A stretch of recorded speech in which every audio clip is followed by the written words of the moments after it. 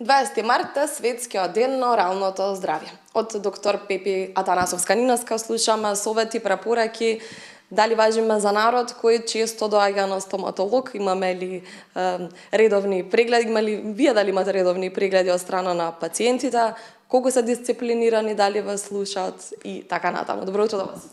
Добро утро, Бисера. Благодарам за убавата најава на многу важен ден за нас, 20 март, денот на Светскиот ден на оралното здравје. Нашата популација не е само за критика, делумно е и за пофалба, меѓутоа трендот денешен, не само од естетски причини да се доаѓа на стоматолог, води кон тоа што со редовните прегледи кај нашата популација е да откриваме и состојби за кои што и пациентите не се свесни дека ги имаат.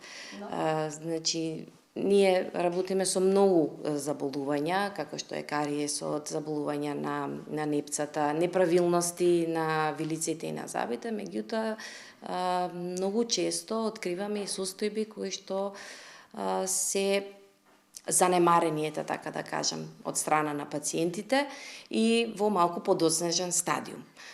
Затоа апелирам до нашите граѓани и нашите пациенти воопшто да не ги избегнуваат редовните превентивни прегледи, барем 2 пати годишно, тоа е она што е некој протокол. За не само забите како бела насмевка и убаво, меѓутоа нашите совети и нашите третмани можат да им овозможат на пациентите и добро општо здравје. Бидејќи знаеме сите дека здравјето влегува преку устната шуплина. Значи не се само естетските изработки, процедури најважни, туку започнуваме од она што е императив пред се доброто одржување на оралната хигиена, четкањето на забите секако, меѓутоа и употреба на додатни техники кои што ќе го подобрат здравјето на пациентите. Ги слушаме ли советите на стоматолозите, дали важиме за дисциплиниран народ или 5 до 12 доаѓаме? Па може да се каже дека многу често е болката она која што ги буди пациентите да трчаат на стоматолог. Меѓутоа има и една позитивна работа што можеби пристапноста и до социјалните мрежи малку ја поткрива свесноста.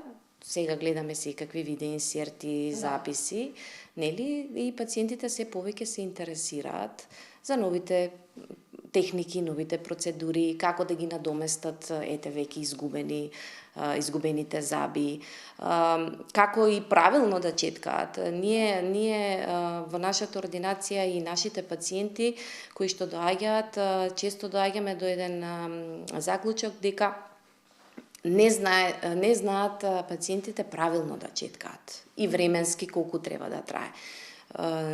Тие 2 минути кои што велиме дека се барем минимум 2 минути, може да бидат многу значајни, многу повеќе од оние 10 минути кои што пациентите ќе кажат јас мијам 10 минути заби, меѓутоа неправилното користење на четката и поставување на забните површини нема никаков ефект. Ќе го споменам и забниот конец. Многу едноставна и ефтина алатка која што веруете чуда прави, затоа што само со четкањето се отстрануваат само 40% од наслагите, односно од забниот плак, а конецот ги отстранува наслагите кои што се помеѓу забите и односно возможува исто така и непцата да бидат во една здрава состојба. Кои се најчестите проблеми кои ќе имаат граѓаните кога се забите во прашање?